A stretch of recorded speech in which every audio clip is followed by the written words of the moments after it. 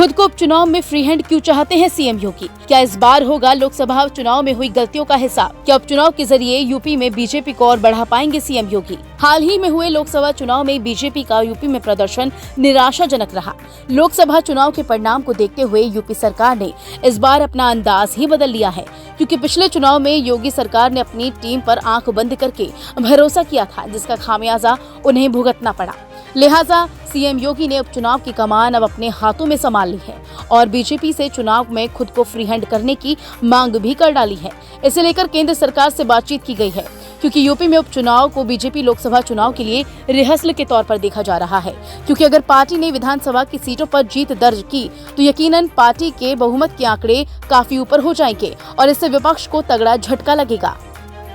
राजनीति को जानने वाले कहते हैं कि यूपी में योगी खुद को फ्री हैंड करने की बात इसलिए कह रहे हैं क्योंकि लोकसभा चुनाव में उनकी पसंद के उम्मीदवार को चुनाव में उतारा नहीं गया था, जिसका खामियाजा भी पार्टी को बहुमत से कम मिली सीटों के बाद भुगतना पड़ा था। बावजूद इसके देश के सबसे बड़े राज्य में योगी बाबा की वजह से बीजेपी के पक्ष में माहौल आज भी देखा जाता है।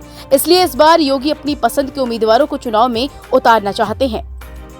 यूपी में पार्टी की गलतियों का खामियाजा योगी सरकार को भुगतना पड़ा था। पार्टी के ही कई नेताओं ने सीएम योगी को चुनाव में मिले कम बहुमत के लिए जिम्मेदार ठहराया था। इसमें केशव प्रसाद मौर्य का नाम सबसे ऊपर था। इस बीच और भी कई बड़े नेताओं ने सिर्फ योगी सरकार को ही इसके लिए जिम्मेदार ठहराया था, जबकि उनके दिए हुए उम्मीदवारों को लोकसभा चुनाव में अनदेखा किया गया था। लेकिन इस बार योगी सरकार सब कुछ खुद करना चाहते हैं, ताकि इस बार पिछले चुनाव में हुई गलतियों को दोहराया ना जा सके।